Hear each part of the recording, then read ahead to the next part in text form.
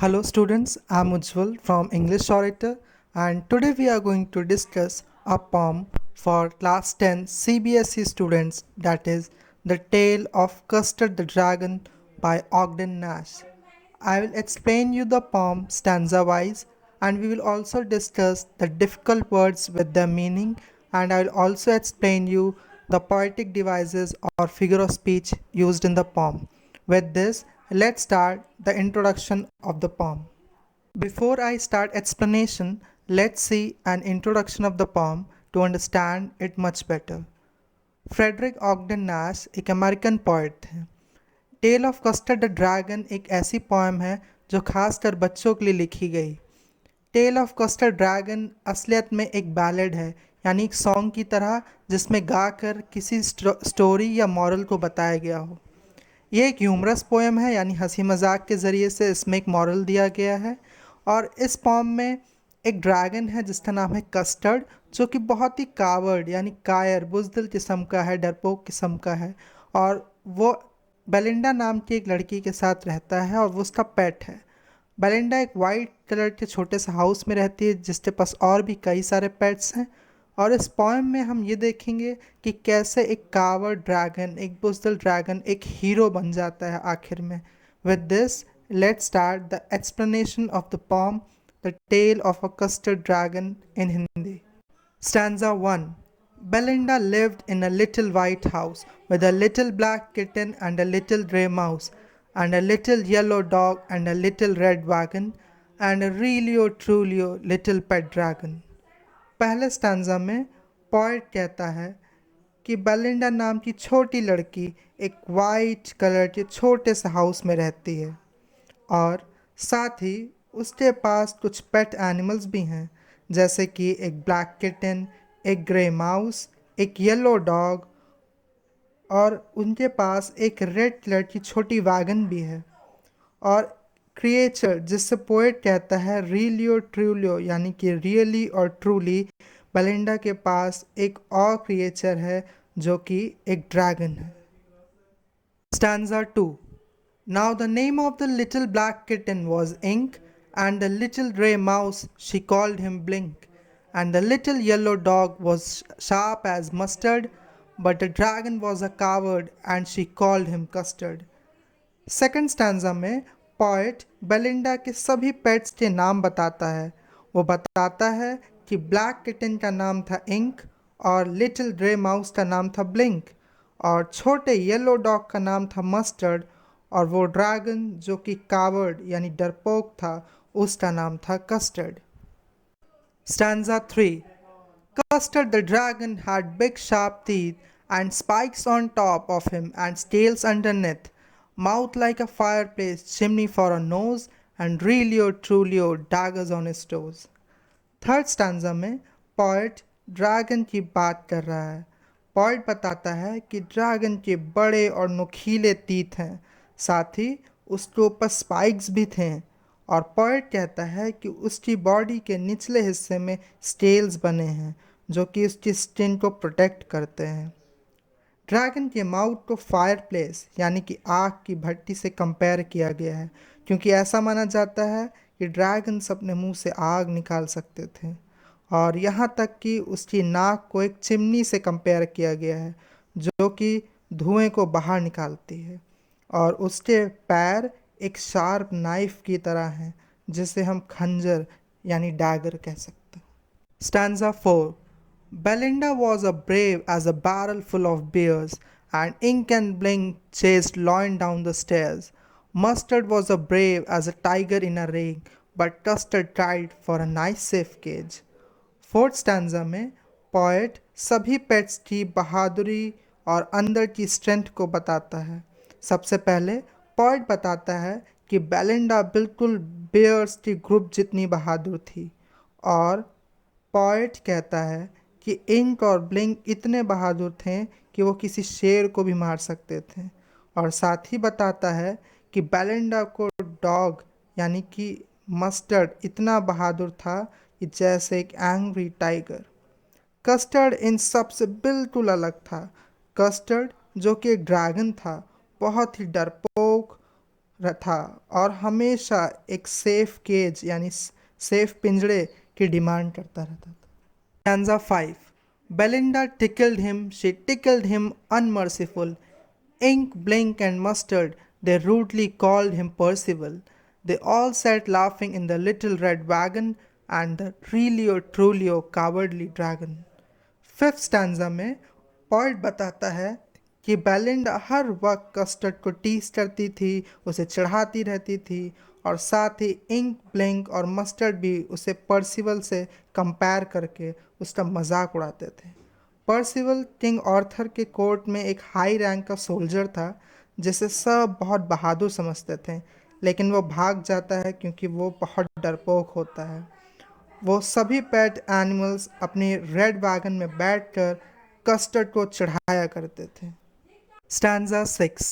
Belinda giggled till she shook the house, and Blink said, "Weak," which is giggling for a mouse. Ink and Mustard rudely asked his age when Custard cried for a nice safe cage. Six stanza में point कहता है कि Belinda इतनी ज़ोर से हंसा करती थी कि उसकी आवाज़ पूरे घर में गूंजती थी और ब्लिंक जो कि एक माउस था उसके हंसने पर साउंड आती थी विक। और साथ ही इंक और मस्टर्ड कस्टर्ड की एज पूछकर उसे चढ़ाते थे जब कभी वो एक नाइस और सेफ केस के लिए चिल्लाता था। Stanza 7. Suddenly, they heard a nasty sound, and Mustard rolled, and they all looked around. Meouch! Cried Ink, and ooh! Cried Belinda, for there was a pirate climbing in the window. Seven stanza में point कहता है कि जब सभी लोग custard का मजाक उड़ा रहे थे तभी अचानक से उन्हें घर में किसी के एंटर होने की आवाज़ सुनाई देती है। जब उन्होंने खिड़की की तरफ देखा तो उन्होंने देखा कि एक पायरेट दीवार पर चढ़ रहा है। मस्टर्ड ने उसको देखकर भौंका और बिल्ली ने उसकी ओर म्याऊं किया और बेलिंडा चिल्लाती है ओह, क्योंकि सभी लोग डर गए थे पायरेट को देखकर जो कि शिप को लूटते हैं। Stanza 8.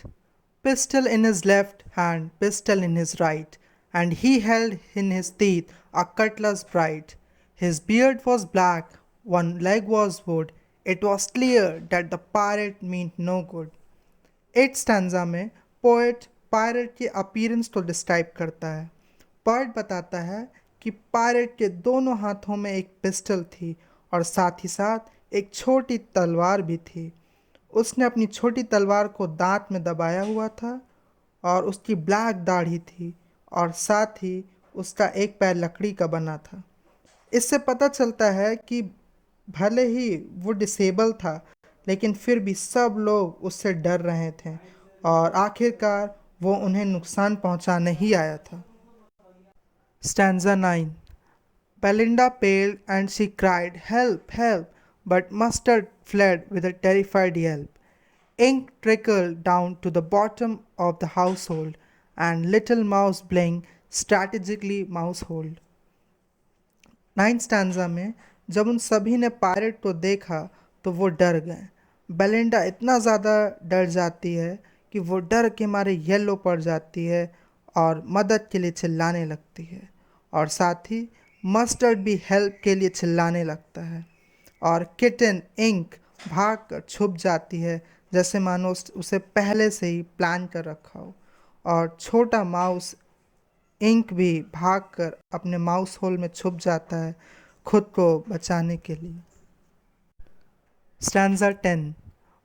But up jumped Custard, snorting like an engine, clashed his tail like irons in a dungeon. With a clatter and a clang and a jangling squirm, he went at the pirate like a robin at a worm. 10th stanza में सारे animals जो अपने आप को बहुत brave समझते थे छुप जाते हैं। तब उसी वक्त ड्रैगन ने एक बिल्कुल ही अनएक्सपेक्टेड काम किया। वो पायरेट के ऊपर जंप करता है एक बहुत ही तेज़ आवाज़ निकालते हुए जैसे मानो एक इंजन की आवाज़। सिर्फ इतना ही नहीं, उसने अपनी टेल को बहुत ज़ोर से ज़मीन पर मारा जिससे एक बहुत तेज़ आवाज़ हुई जैसे जब मेटल को एक से दूसरे से टकराया जाता है, ठीक उसी तरीके की आवाज़ ड्रैगन की पूंछ से आई। ड्रैगन ने पायरेट के ऊपर ऐसे अटैक किया जैसे रॉबिन बर्ड किसी कीड़े पर करती है। Stanza 11. The pirate gaped at Belinda's dragon and gulped some grog from his pocket flagon. He fired two bullets, but they did not hit, and Custard gobbled him every bit. 11th stanza में pirate dragon के reaction को देखकर इतना डर जाता है कि उसका मुंह खुला का खुला रह जाता है। हिम्मत लाने के लिए वो पायरेट अपनी पॉकेट से अल्कोहल का एक कंटेनर निकालता है और उसे पीता है, और करेज मिलते ही उसने ड्रैगन पर 2 गोलियां चलाईं, पर वो ड्रैगन को नहीं लग पाईं और आखिरकार ड्रैगन ने उस पायरेट को पूरी तरह से निगल लिया। Stanza 12. Belinda embraced him, Mustard licked him. No one mourned for his pirate victim. Ink and Blink in glee did riot around the dragon that ate the pirate. 12th stanza में जब pirate मर गया तो Belinda ने custard को गले लगाया और मस्टर्ड उसे लिक करता है। कोई भी पायरेट की मौत से दुखी नहीं था, बल्कि सभी बहुत खुश थे। इंक और ब्लिंक दोनों ही कस्टर्ड के आसपास खुशी से घूम रहे थे। यहाँ पर पोएट बताना चाहता है कि वो सभी एनिमल्स कस्टर्ड को थैंक्स कर रहे थे उनकी जान बचाने के लिए। Stanza 13. But presently up spoke little dog Mustard. I'd have been twice as brave if I had not been flustered. And up spoke Ink, and up spoke Blink. We had have been 3 times as brave, we think. And Custard said, I quite agree that everybody is braver than me. अपनी खुशी और प्यार dragon के लिए जाहिर करने के बाद उन्होंने अपना माइंड बदला। उन्हें याद आता है कि कैसे कस्टर्ड का मजाक उड़ाते थे, कस्टर्ड को कावड़ कहते थे और उसे चिढ़ाया करते थे, और अब वो उसकी तारीफ कर रहे हैं। अचानक से डॉग कहता है कि हमें कुछ कन्फ्यूजन हो गई थी जिसकी वजह से हम कुछ नहीं कर पाए पायरेट को, वरना हम तुमसे भी ज़्यादा ब्रेव हैं, ताकतवर हैं। और साथ ही इंक और ब्लिंक भी कहते हैं कि वो कस्टर्ड से 3 गुना ज़्यादा ब्रेव हैं।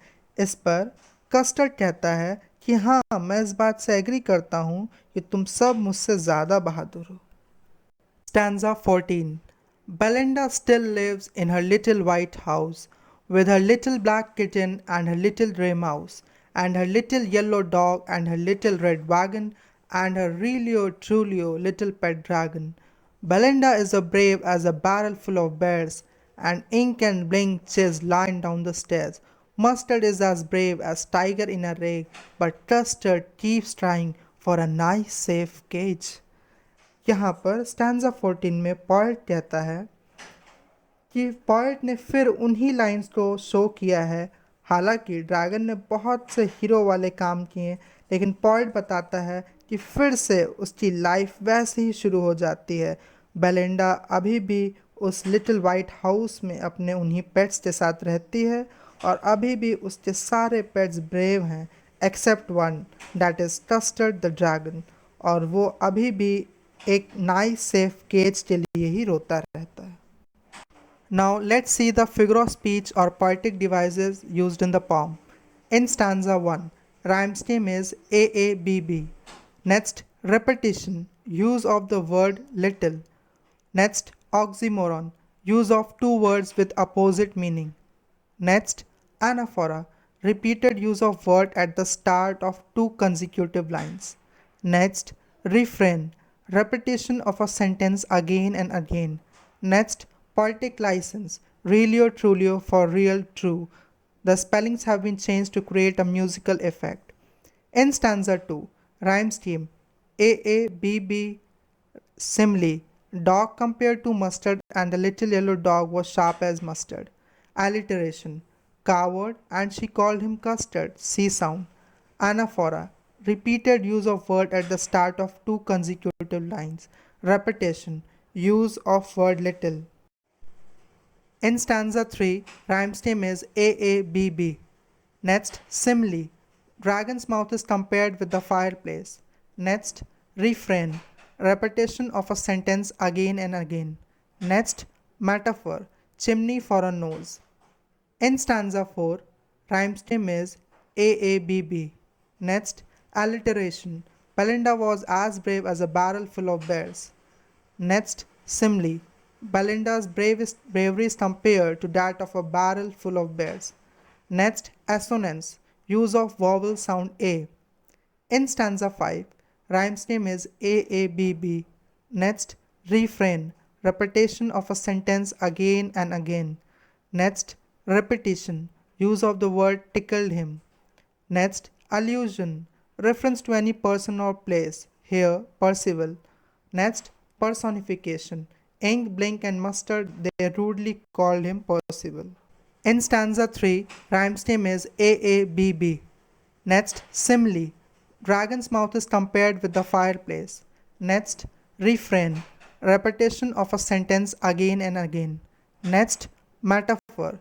Chimney for a nose. In stanza 4, rhyme scheme is AABB. Next, alliteration. Belinda was as brave as a barrel full of bears. Next, simile. Belinda's bravery is compared to that of a barrel full of bears. Next, assonance. Use of vowel sound A. In stanza 5, rhyme scheme is AABB. Next, refrain. Repetition of a sentence again and again.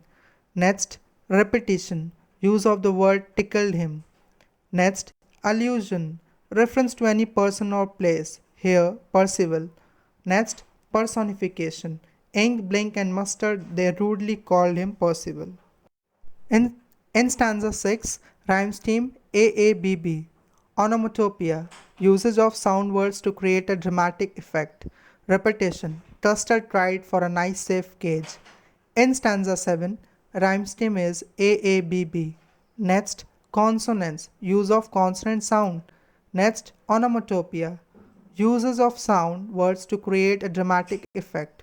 Next, poetic license. Window is written as winda to create rhyme. In stanza 8, rhyme scheme is AABB. Alliteration. Beard was black. Imagery. An image is created about the appearance of the pirate. In stanza 9, rhyme scheme is AABB. Next, transferred epithet. Terrified yelp. Repetition. Help, help. Poetic license. Use of the word mousehold to rhyme with household. Stanza 10. Rhyme scheme is AABB. Next, simile. Sound of dragon is compared with sound of engine. Next, onomatopoeia. Usage of sound words to create a dramatic effect. Next, imagery. The attack by the dragon is expressed in a way to make an image in our minds. In stanza 11, rhyme scheme is AABB. Next, alliteration. Gerb, some, grog, word, letter G. Imagery. They have shown the reaction and action made by the pirate on seeing the dragon. In stanza 12, rhyme scheme is AABB. Next, alliteration. Glee. Next, assonance. Use of a vowel sound. In stanza 13, rhyme scheme is AABB. In stanza 14, refrain. Repetition of a sentence again and again. And repetition. Stanza has been repeated. So I hope it helped you, and if you understand, you like this video, then like, subscribe and share. Do comment. Thank you for watching.